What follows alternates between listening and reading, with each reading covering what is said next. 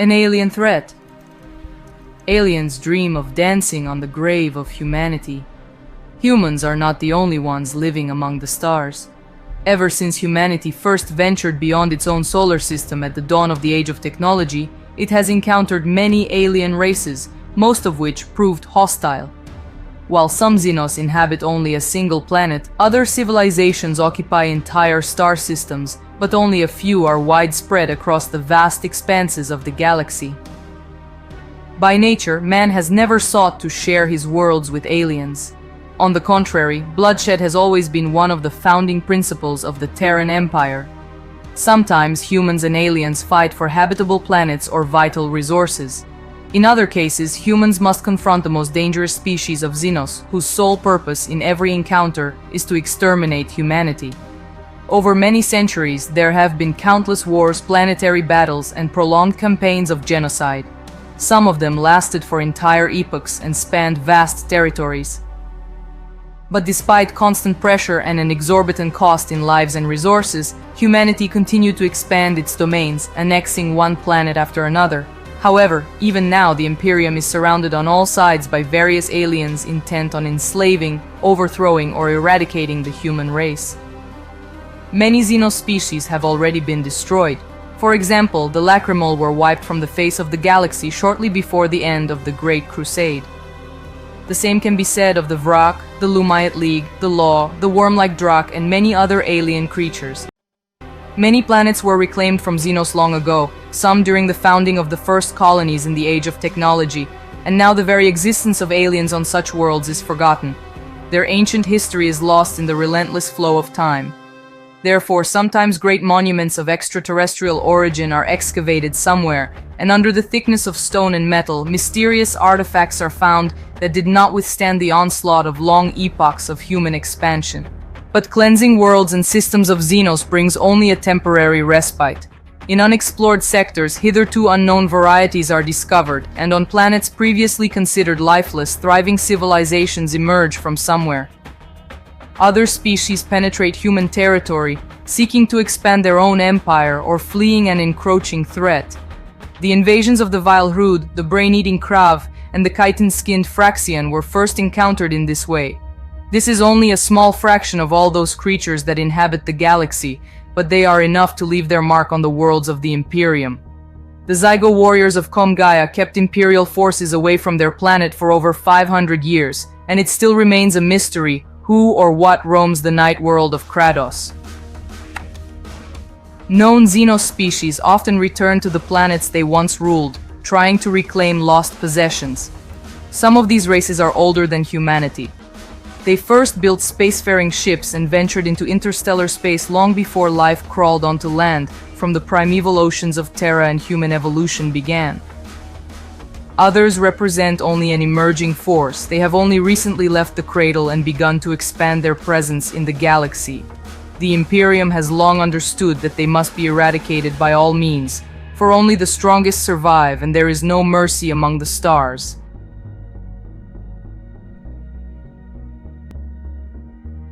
Others represent only an emerging force. They have only recently left the cradle and begun to expand their presence in the galaxy. The Imperium has long understood that they must be eradicated by all means, for only the strongest survive and there is no mercy among the stars. Among other pan-galactic enemies, the Aeldari can probably be called the most mysterious. Over its long history, humanity has had a complex relationship with them. Sometimes the ancient race acts as an ally, but sometimes, for inexplicable reasons, it attacks human domains. Their level of technological and social development is far ahead of the Imperial one, but their moods are very volatile. One moment they are fighting on the same side as the Imperium, and the next they are killing and destroying humans. Currently, the Imperium refrains from direct large-scale aggression against the Aeldari, partly because they pose a very minor threat compared to countless other Xenos species, and also because the Aeldari are almost as often allies as they are enemies, suddenly appearing during battles and helping humans. However, the main reason why the Imperium does not pay much attention to the Aeldari is that engaging this elusive race in war is very difficult. The Eldar seem capable of predicting every move of the Imperials and taking appropriate measures, dissolving like shadows at dawn before any battle they do not wish to participate in. The only attack that the Imperium managed to carry out against a craft world ended in a terrible disaster near the Blood Nebula and the loss of an entire sector's fleet. The primitive green-skinned Orks can be called another long-standing enemy of humanity and concurrently a real scourge of the galaxy. They represent a ubiquitous threat, regularly appearing out of nowhere and conducting raids. Planets that have suffered from devastating Ork invasions in the past can be completely cleansed and considered safe for many generations, only to suddenly find out that the greenskins have appeared again and quickly multiplied in some overlooked corner. When a strong Ork infestation is detected, the only thing that can be done is to prepare for war. Orks are an extremely brutal race that cannot be negotiated with. They do not wage wars for territory, wealth, or glory. They fight for the pleasure of battle. Like humans, Orks also use the warp for travel, but they have no navigators, no guiding beacon of the Astronomicon, nor any special skill in piloting ships.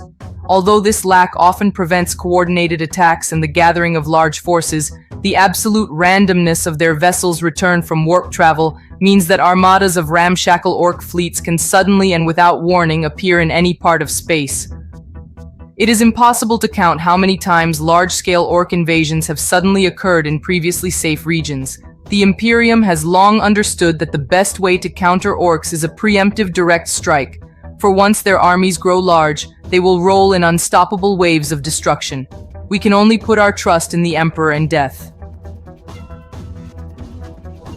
Orks and Eldar are ancient enemies who have been attacking humanity since the dark age of technology. However, there are many other Xenos that attack humanity from all sides. Some of these encounters occurred only recently.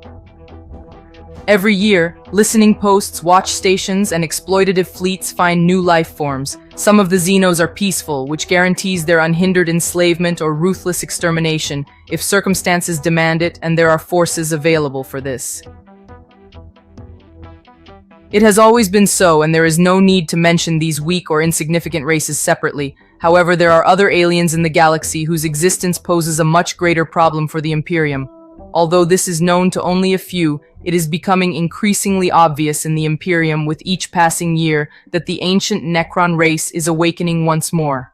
For a long time, nothing was known about the Necrons, or at best they were considered an extinct ancient race whose galactic empire had long turned to dust before humanity first left sacred Terra. However, Necrons still exist. Hidden from everyone, they slumber in their tomb worlds, but now they are emerging from stasis sleep, and they do not like the look of the galaxy they once dominated at all.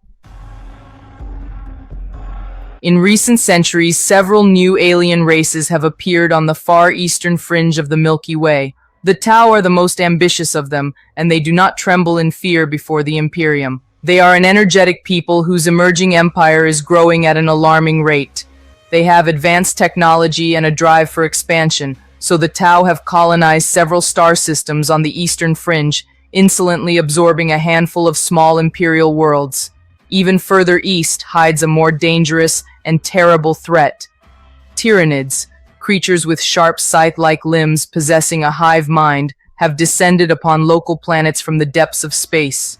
Tyranids devour everything in their path, leaving worlds as bare stone balls stripped of all life. Even more terrifying is the fact that these monsters seem to only grow stronger with each battle.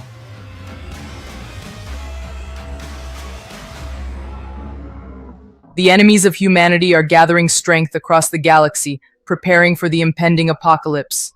Individually, few of them dare to challenge human dominance in the galaxy, but collectively they represent a formidable threat. They either attack the fringes like jackals or conduct large-scale invasions. Containing the Xenos and reclaiming lost worlds heavily drains the Imperium, diverting military forces, disrupting tithe deliveries, and undermining humanity's faith. Each distant planet, which often cannot count on help from the outside, is left on its own, waiting for a fatal blow, and its defenders can only peer into the horror-filled galaxy from the fortress walls. Guided by the religious zeal of the Adeptus Ministorum, Many citizens of the Imperium hope for the extermination of all aliens, even peaceful ones. Driven to their current level of fear and fanaticism, they demand an end to any kind of cooperation and coexistence. This may seem like a harsh measure, but in the 41st millennium, ignorance is considered a virtue, and many problems are solved by brute force. There can be no other reaction from the masses. It is hard to imagine what the consequences might be if action is not taken immediately. And there are good reasons for such sentiments. Most aliens are hostile and treacherous, and some are just as ruthless and purposeful as humanity itself. There is no place for them in a galaxy belonging to the Imperium. Despite many Xenos threats, there are those humans who out of ignorance or desperation seek to make deals with aliens. Sometimes such relationships seem harmless. It could be trade to obtain advanced technology, recruiting brute labor, or acquiring mercenary services. Thus, xenotech is sold at high prices on the black market of hive worlds, while carnivorous Kroot are paid in flesh to fight in planetary defense forces. In the Telovian cluster, the fickle Korodokians are not just tolerated, but are allowed to offer their military services to the highest bidder. Many see this as evidence of the corruption of the human race, claiming that once the Danorats were accepted into society, it is not far from concluding open agreements with the Hrud, Orks, and any other vile species that plague the galaxy. There is no mercy among the stars, there is only eternity of war. In the dark depths of the galaxy, all kinds of aliens crawl and leap, climb and swim, soar on misty clouds, and penetrate deep into the very soul of humanity. The boundless space is filled with countless strange creatures, most of which sow terror and destruction. Many of these Xeno species do not seek to build their own civilization or a separate empire. These monsters only long to prey on the unwary. Accidental encounters with such countless abominations happen constantly, and tales of the ferocity of creatures like the clawed fiend, the crystalline Dracolich, the terrifying Ambul, or the Catachan devil are widespread in the galaxy. These and other monsters dwell among the stars, hide beneath the surface of planets, or stalk in the other world, waiting only for an opportunity to prey on humanity and destroy its heritage. Vigilance and intolerance are the main guarantors of the safety of the Imperium of Man from such multiple threats. And to maintain your vigilance and intolerance, we will further discuss some little-known but interesting Xenos species. The Slann are one of the oldest races in the galaxy, once created by the Old Ones as assistants. Even before the emergence of the Eldar and the transformation of the Materium into a realm of chaos, they possessed a vast empire, guided the evolution of younger species, and created new races. But gradually their civilization fell into decay, and they ceased to play an important role in the history of the galaxy, preferring to be simple observers and hermits. The Slann possess several star systems in the galactic north, but are sometimes encountered outside these enclaves closed to outsiders. Externally, the Slann resemble amphibians. They have cold and moist skin of various colors and shades, webbing between their fingers, and large heads with bulging eyes. Slann reach about 2 meters in height, with females being slightly larger than males. At first glance, these Xenos seem like savages, as they wear fur capes and hang religious talismans on themselves, and their bodies are decorated with war paint, ritual tattoos, and scars. In reality, all these attributes are connected with the mystical philosophy of the Slann. They live in tribes ruled by mages, who are obeyed by chiefs and leaders of small military detachments, usually called war bands. The most respected and wise of the Slann are the 1,000-year-old great mages, who do not participate in tribal governance, but are often consulted as wise hermits. Each Slann in his life passes through several so-called life stages, which determines his place in society. Transitioning to another stage can turn a completely peaceful Slann into a warrior or a recluse, or lead to some other path. Unusually, the Slann have younger races under their command, serving them as soldiers and technicians. Fierce but relatively intelligent Saurus, slow-witted but mighty Kroxigors, and addle-clever skinks. It is said that this hierarchical system arose thanks to the efforts of the great mages. Although the Slann have a rich and grand past, they can hardly be called a serious threat to humanity now. Certainly not against the background of all other enemies and disasters that have befallen the Imperium. The Jokaero, resembling orangutans from ancient Earth, are endowed with an innate knowledge of technology. This is because they did not appear as a result of natural evolution, but were created by the Old Ones among many other races. Some see in their skills a similarity to the Ork ability to assemble weapons and military equipment from any junk. But unlike the Greenskins' creations, Jokaero creations are suitable for representatives of other races as well. Usually, Jokaero travel in tribes of several dozen individuals, led by a patriarch or matriarch. These Xenos are capable of constructing their own void ships, sailing along the invisible currents of the galaxy, and often appear in populated regions where they obtain the raw materials or parts they need, sometimes even taking them by force. Of course, a Jokaero tribe will not be able to capture a hive city or a forge world, but they are quite capable of staging a well-planned attack on a lonely industrial complex or starship, and escaping with the loot before the enemy can strike back. The Jokaero, unlike many other Xenos races, do not pose a direct danger to the Imperium, and are sometimes even found in the retinues of Ordo Xenos Inquisitors, where they act as inventors capable of quickly remodeling or modifying equipment, adapting it to the situation on the battlefield. Other Ordos also use the services of these Xenos. For example, at one of the secret bases of the Ordo Malleus, a Jokaero is kept in stasis, occasionally released to work on the equipment of acolytes setting off on another mission. Some modifications affect only the appearance, while others introduce completely unpredictable changes. Thus, a Jokaero can remodel a defense shield generator into a semblance of a Geller field, which is highly valued by demon-hunting inquisitors. In addition to remodeling other people's equipment, the Jokaero are known for their own creations, specimens of incredibly miniature weapons, usually disguised as a ring, but comparable in killing power to an Inferno pistol. Imperial aristocrats and rogue traders love such toys, and agents of the throne often use them to never be left unarmed.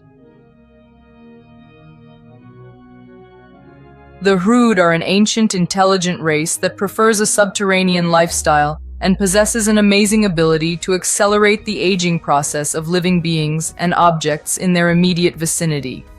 The Hrud are notable for their strange appearance. They could be considered humanoid, but their arms almost reach the ground.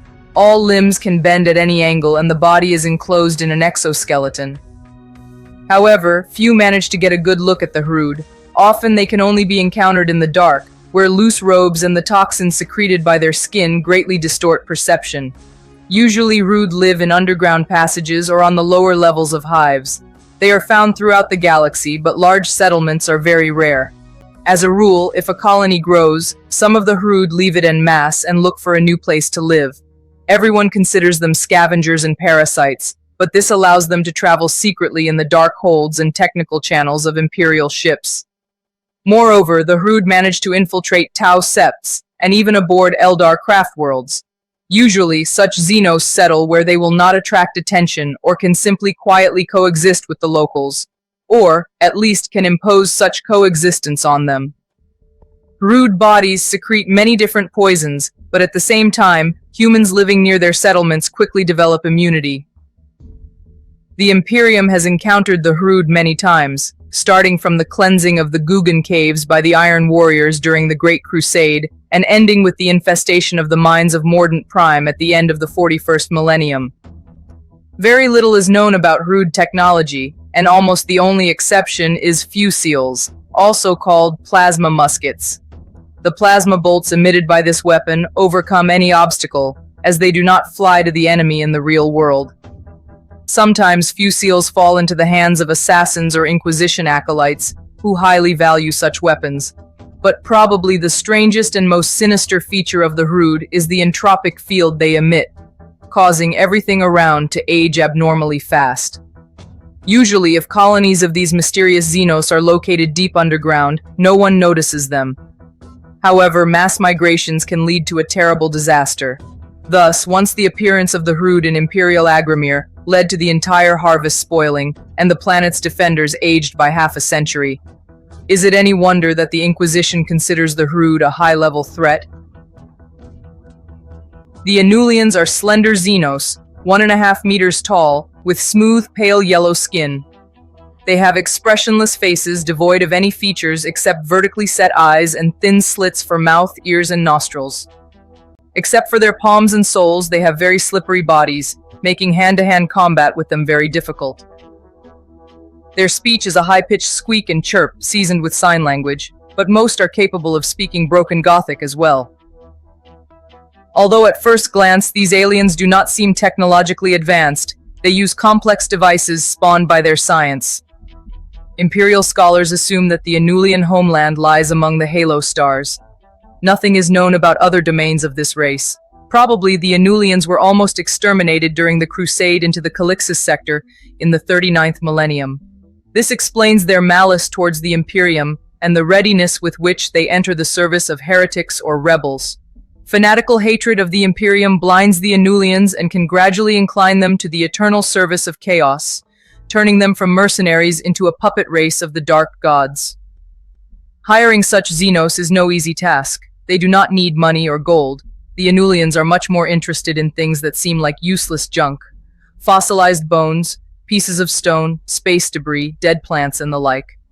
Finding suitable offerings has become something of an art in the criminal underworld, and absolutely acceptable gifts are sold on the black market for insane money.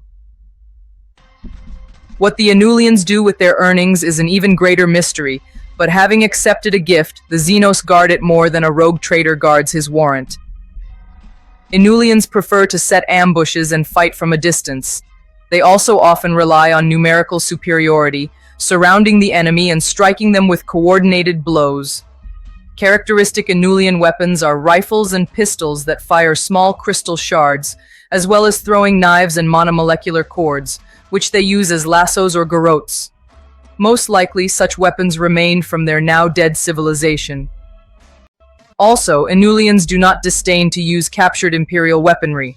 Although Anulians cannot boast the physical strength and ferocity of Orks, or the technological and psychic perfection of the Aeldari, their fanatical hatred and readiness to serve chaos worries some Ordo Xenos inquisitors. Simulacra are called creepy Xenos, invisibly living among humans. These humanoids are intelligent and noticeably superior to humans in agility and flexibility. Their faces are almost featureless, there is no hair on their bodies, and their skin is so pale that it seems translucent. For a long time, even the Inquisition considered the existence of simulacra a legend, but in M41 one specimen was killed and studied. The autopsy showed that the physiology of these creatures allows them to change their appearance, taking on someone else's guise. To take the form of a human, a simulacrum must eat their brain. Once in the stomach, it is enveloped by nerve ganglia and connected to the simulacrum's body. This allows the Xenos to copy the appearance, voice, memories, and even some skills of the victim. However, the more the brain is digested, and this process takes about 4 weeks, the worse the copying skills become. Nevertheless, simulacra are capable of passing themselves off as humans well enough that an ordinary observer would suspect nothing for a long time. There is no information about the origin of the simulacra or the existence of their state. The Imperium has encountered only individual specimens or small communities that infiltrated hives and slowly made their way up, devouring the brains of increasingly important personas. Presumably, once simulacra managed to infiltrate even the ranks of the Imperial Guard. The Ordo Xenos is trying to locate the simulacra's homeworld, but has not achieved success yet. It is not surprising that the Inquisition considers such monsters very dangerous, even if they have no claws, fangs, or high technology. Much more terrifying is their ability to be invisibly present among humans, and the need to constantly kill in order to maintain their incognito. The Uvath are a presumably exterminated Xenos race that once possessed an interstellar empire in Segmentum Obscurus on the border of the Halo stars. The Uvath lived there for millions of years, created many colonies, and enslaved dozens of other species. It is not surprising that even several millennia after the fall of their empire, abandoned cities of this civilization can be found on many planets of the Calixis sector and its surroundings. The Imperium's war with the Uvath is full of mysteries. Such a huge empire could have thrown colossal forces against humanity. However, the warriors of the God Emperor fought not so much the Uvath themselves, but rather combat constructs spawned by their blasphemous science and enslaved races. Perhaps this means that somewhere beyond the space known to the Imperium, surviving Yuvath are hiding and plotting revenge. Despite the fact that a large-scale war was waged against these Xenos, no records of captured Yuvath have survived, and the few autopsy reports contradict each other so much that it is now impossible to even establish exactly what these creatures looked like. The main evidence of the Yuvath's existence remains the ruins scattered across different planets. Some look almost inhabited, others are simply a jumble of ruins. Most, however, are no more than ruined cities buried under tons of debris built of unhewn stone, crystal, or bone ceramic, covered with strange geometric figures, asymmetrical pictograms, and magical formulas.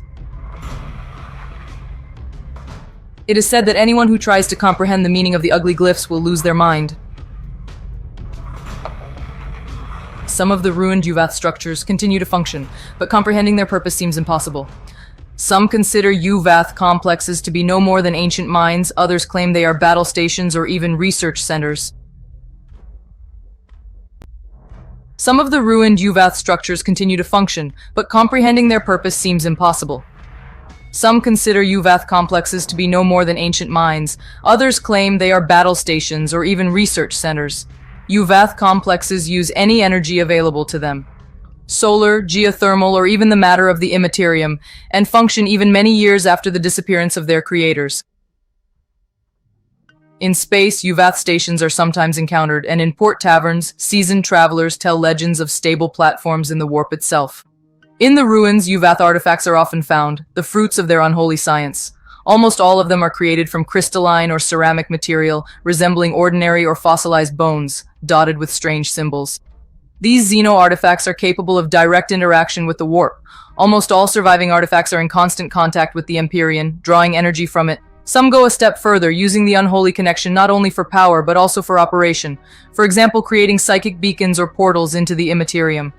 Legends tell of eternal energy sources, of devices capable of transporting entire planets through the warp and even extinguishing stars. More modest fables tell of artifacts that allow reading thoughts, commanding others' minds, or killing other people in countless ways. Many unscrupulous explorers make huge profits on the illegal trade of such artifacts. A Yuvath city is a coveted find for a brave rogue trader.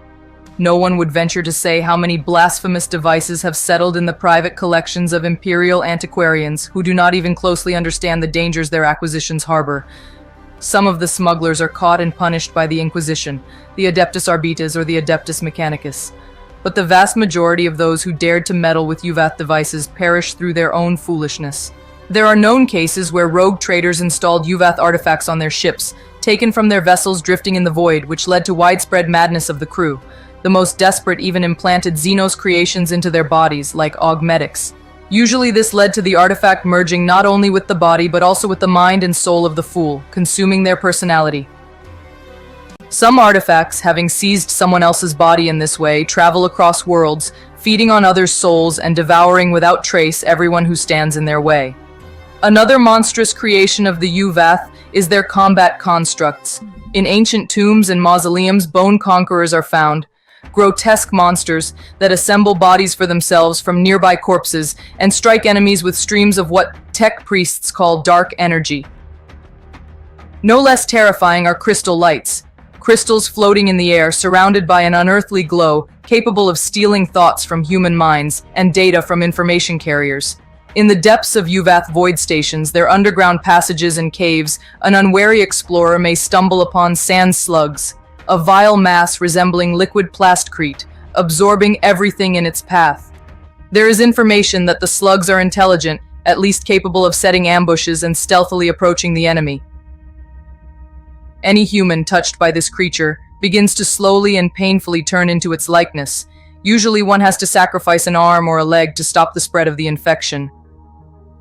No less is told about the fossil horror, a tangle of inorganic tentacles pouncing on careless explorers from the darkness of uninhabited tunnels. Perhaps these were formerly security, mining, or construction constructs. Probably they are not endowed with their own intelligence, but obey directives laid down by their creators. Although the Yuvath are considered destroyed, their legacy is alive and terrifyingly deadly.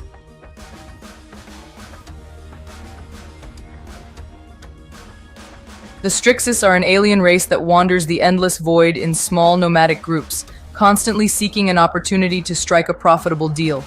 Their society is built on trade and the acquisition of knowledge, although the value they place on the most ordinary things can baffle anyone. Man knows very little about these Xenos. They are often encountered in the region of the Halo stars, for example, in the wild Coronis expanse. More than one Ordo-Xenos Inquisitor has tried to locate their homeland, but such searches have invariably remained fruitless. Although it is said that absolutely everything is bought and sold with the Strixus, these Xenos are very protective of their own secrets. Strixus are bipedal creatures reaching 2 meters in height. However, they usually slouch and rarely straighten up to their full height. They have slender, crooked bodies, strangely curved and completely covered with moist membranes. Fortunately, these Xenos usually wear long, heavy robes that cover them from head to toe. The Strixus have 4 small, curious eyes blinking independently of each other, which makes their appearance even more alien. Strixus wander in groups. Such associations are called pacts. Usually, a pact consists of several merchants who own many slaves and artificially grown workers. Strixus nomads can behave like friendly traders and a moment later turn into heartless pirates. These pacts are led by individuals called slave owners, tech owners, and other titles containing the word owner. These mysterious tycoons own huge space caravans, asteroid hives, entire armies of slaves, and genetically engineered workers. Often there can be several owners in one pact, each ruling their own ship. Among the owners, there's owners, trade in slaves, slave. Tech owners guard their technical devices, seek, buy, and take others. Raid owners lead warriors and conduct boarding actions, capturing valuable loot, slaves, and prize ships, while gene owners grow slaves in vats, conduct endless genetic experiments, and sell their fruits for fortunes. Slave ownership is an integral part of Strixus culture. Among their slaves are many humans, Kroot, Gretchen, and other meat, as the Strixus call their property. Some slaves are engaged in simple and hard physical labor. Others perform more honorable duties. Among them are warriors and even bodyguards. Slave soldiers are usually used in boarding actions and other risky operations so as not to risk the lives of the Strixus themselves. Often such slaves are encouraged with combat drugs and tales that the best warriors can win their freedom. The Strixus keep their slaves surprisingly well. Their cells are sometimes better than dwellings in the Imperial underhive.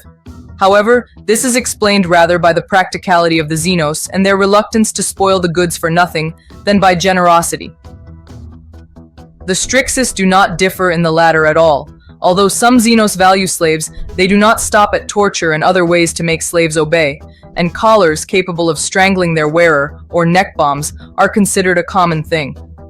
The most valuable slaves are sometimes honored with the implantation of a special implant directly into the brain, causing terrible pain if necessary.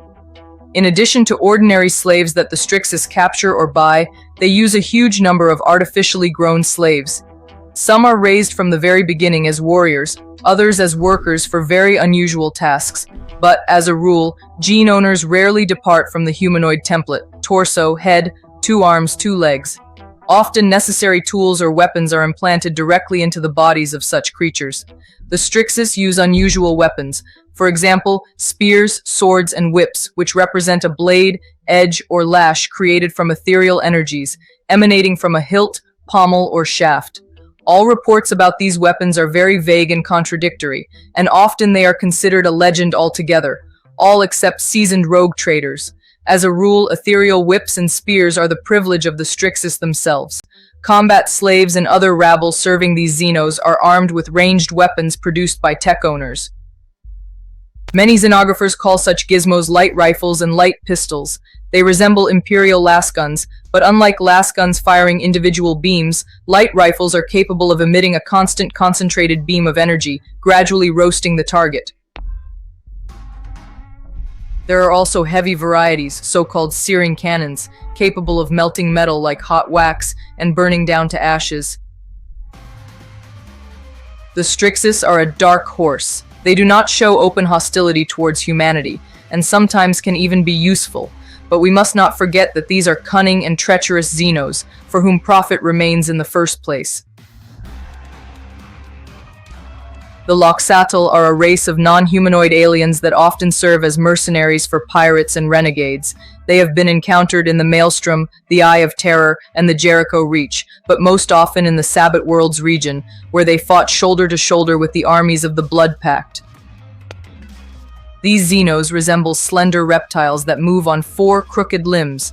However, if a Loxatl stands to his full height, he will be slightly taller than the average human. Loxatl have yellow eyes, wide mouths full of fangs, and constantly twitching purple tongues, with which the Xenos seem to taste the air. Loxatl originally lived in water, and on land their vision and smell are dulled, so when hunting they are forced to rely on an amazingly developed sense of taste and touch. Loxatl are excellent scouts and trackers, capable of smelling an enemy several kilometers away and determining where the foe is by listening to footsteps and heartbeats. Thanks to their curved claws, they are able to climb walls and ceilings and attack from the most unexpected directions. The presence of Loxatl can only be given away by their inherent smell of sour milk and mint. In battle, they rely on unique blasters worn on their backs. Aiming and firing are carried out thanks to a mind control unit implanted directly into the wearer's brain, leaving all 4 limbs free. Blasters fire millions of monomolecular shards at the enemy, tearing armor and leaving terrible wounds. Usually Loxatl operate in small groups. As a rule, the fighters of one squad are related to each other, and they are commanded by a matriarch. Warriors communicate with each other using infrasonic vibrations, and at close range they switch to a language of skin tones. The usual color of Loxatl is gray, but they are capable of changing the color and pattern on their skin. How rarely they resort to this shows how little these Xenos rely on vision. There is no information about the existence of Loxatl statehood, or any structures larger than a squad of 24 warriors. However, several such groups can operate together quite successfully, penetrating the enemy's rear with amazing skill or staging surprise attacks. As a rule, such maneuvers serve as a prelude to an offensive led by their employers. The location of the Loxatl homeland still remains a mystery, as does the existence of any aspirations in this race, other than profit and bloodshed. The lizards do not have their own spaceships, but they often travel on Krut Oat, Strixus, or Nakassar vessels. Loxatl are often hired to serve the followers of the dark gods and other enemies of humanity, but they themselves have not yet fallen under the influence of chaos, unlike the Anulians who are heading towards this. The Sloth must be one of the most disgusting Xenos races in the entire galaxy. Few have heard of them, even fewer believe in their existence. Only some rogue traders and superstitious voidfarers take seriously the tales of the Worm Men, or the Scavenger Lords, as they are also called. Unfortunately, the Ordo Xenos has enough evidence to confirm that the Sloth are not a myth and are not classified as Xenos Horrificus Maxima for nothing. The appearance of these aliens is truly monstrous. These are humanoid figures consisting of hundreds of squirming, sticky maggots covered in vile necrotic slime. Sloth do not age, do not breathe. They are immune to any poisons or diseases. They do not need to breathe. And anyone who inflicts a wound on a sloth will surely perish from the torrent of predatory maggots and necrotic ichor pouring from the Xenos' body. It is not surprising that an uninitiated person encountering such monsters might mistake them for demons. The main reason for the interest that the sloths show in humanity is hunger. These Xenos are fond of human flesh, and most of all, they like slightly rotten brains. It acts on them like a drug. By devouring the brain, a sloth absorbs the memories and life experience of the victim. The knowledge obtained in this way quickly fades, so it must either be recorded or renewed by finding new, unfortunate victims. It is said that humanity's first contact with the sloth occurred back in the Age of Strife. Back then, these Xenos attacked isolated colonies or pirated on busy trade routes, relying on the perfection of their weapons and genetically engineered monsters. Often they contacted slave traders and traders and bought slaves from them in exchange for their unholy technologies. What is the number of the sloth? How is their society structured? Do they have their own state? All this remains a mystery even to the Inquisition. Some rogue traders assume that the homeland, and perhaps an entire empire of the Sloth, is located somewhere beyond Imperial space, but no one has seen it with their own eyes. Sloth are dangerous opponents in open combat. Fortunately, they prefer to rely on combat constructs and mercenaries or weave intrigues. Although at least one Sloth is known to travel across frontier worlds with a small retinue and attack any vulnerable colonies and ships, this is rather an exception. As a rule, the Sloth act more subtly. For example, in Calixis, they manage to gradually take control of a large trade cartel, establish an invisible tyranny on several border planets, and acquire agents of influence in Imperial organizations. One thing remains constant: the icy hunger overflowing these monsters and their attitude towards the numerous and defenseless humanity as meat cattle that is long overdue for the slaughterhouse. Sloth technology is frighteningly far ahead of human technology. For example, these Xenos are capable of making interstellar flights without entering the warp, creating utility combat constructs from flesh and metal, and their beam weapons can incinerate an enemy on the spot with a single hit. Although the Sloth, fortunately, are few in number and do not pose a pan-galactic threat to the Imperium, this does not ease the fate of the frontier Calixis and other sectors of Segmentum Obscurus that may fall victim to the disgusting worm-men. The Cryptos are another creepy species of Xenos that can be mistaken for demons. They dwell in the void and resemble glowing gas clouds. Like ghosts, they can pass through walls and other obstacles, and like warp spawns, possess other creatures and control them. And although the Cryptos are few in number, not too active, and do not harbor a fierce hatred for humanity, limiting themselves to icy contempt, they are so dangerous that the Ordo Xenos has declared them Xenos Horrificus and seeks their complete extermination. At first glance, the Cryptos have no goals and aspirations other than survival and safety. Usually they operate in small groups of 15 to 20 individuals that seize the bodies of the most influential and respected members of some small community.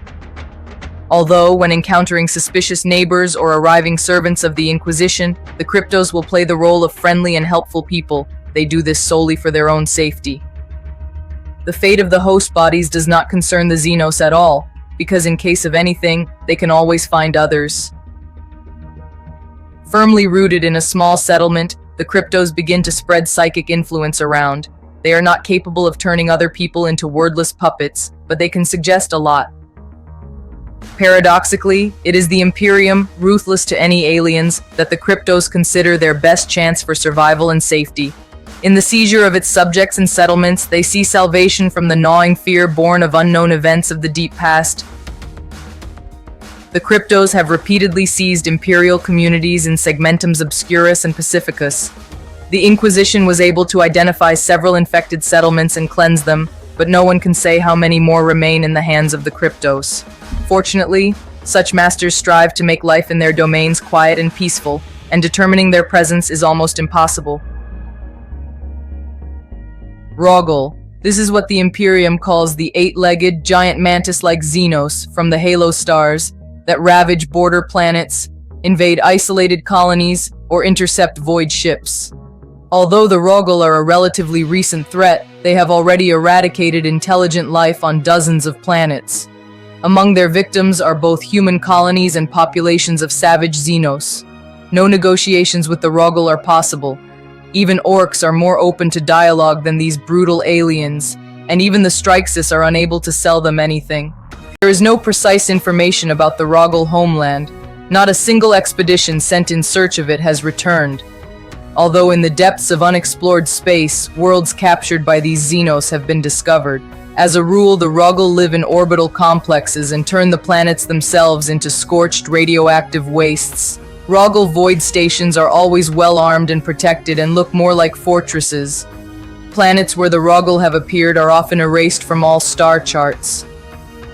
An adult individual exceeds 2.5 meters. A typical Roggle has 8 limbs, not counting the tail. 4 serve as legs, the rest as arms. Although when pursuing prey, the Xenos can rush forward on all 8. The Roggle have good vision and a keen sense of smell, often enhanced by bionics. These are pack predators that learn from youth to act together, smooth out each other's weaknesses, and fight as a single whole. A Roggle going into battle for the first time is already endowed with bionics, making him stronger and deadlier, and the oldest warriors are already more machine than living creatures. Many Roggle have clearly experienced the effects of radiation and the touch of the warp. Strangely enough, the Xenos themselves welcome mutations, as they believe it makes them stronger. Sporadic exposure to the Imperium and long-term radiation has led to individual specimens differing greatly from each other. Among the Rogel subspecies, we can name Butchers, who are inferior to their kin in size and strength, but superior in speed and usually lead lightning assaults. Raiders, ordinary Rogel operating in packs of 10 to 20 individuals. Broodlords, who command the raiders and pilot void ships. And of course, Behemoths, who are considered the highest and least numerous caste. On a special account are Techno-Shamans, Rogel Psychers who accompany and sometimes lead hunting groups, especially when the prey in another raid might be artifacts of the Uvath or other long-dead civilizations. Techno-Shamans also do not shy away from implants. Some Imperial xenographers even claim that the Rogel have no Psychers at all, and all the sorcery of the Techno-Shamans is spawned by implanted Uvath artifacts. One way or another, Techno-Shamans are capable of irreversibly damaging mechanisms, up to void ships, corrupting machine spirits, and finally simply crushing enemies with telekinetic strikes and flaying them. Rogel technology is crude and primitive, but effective. Their ships are far from elegant, but they allow the owners to wander the void, and their weapons to fight effectively. The Rogel use monoblades, spears with barbed tips, radiation axes, huge portable beam throwers, as well as their own versions of machine guns, assault rifles, and shotguns. Rogel augmetics are also not elegant, but fully compensate for this with reliability and simplicity. Some warriors go so far as to implant ceramic armor plates into themselves. Among behemoths, implanted Uvath artifacts are common. Rogel ships are ugly cylinders with short stabilizers, painted with crude symbols, crookedly installed armor plates, and many defensive turrets. Fortunately for their victims, such ships are almost impossible to hide from auspexes, which easily detect the operation of Rogel engines. These vessels are usually armed with short-range, rapid-fire macro weapons, ideal for quick closing and boarding torpedoes. The Rogel are mysterious and incomprehensible. No one in the Imperium knows what drives them and whether they have any long-term plans. Such ignorance is much more dangerous than the ferocity and aggressiveness of the Rogel themselves. Special mention goes to the Tau Empire, which, unlike the Imperium of Man, is ready to accept other species, introducing them to the ideology of the greater good. Often, allied races play a special role in the Empire, inconvenient or impossible for the Tau themselves. The Kroot are a race of bird-like savages from the planet Petch, notable for super-fast evolution and the ability to absorb genetic material from eaten flesh. The Kroot are divided into kindreds led by Shapers who guide the development of the species, choosing enemies with suitable genetic traits for their warriors to borrow. Sometimes the Kroot's lack of discrimination in food leads a kindred into an evolutionary dead end, turning slender, wiry humanoids into huge Krootoxes that look more like Earth gorillas or even Kroot hounds.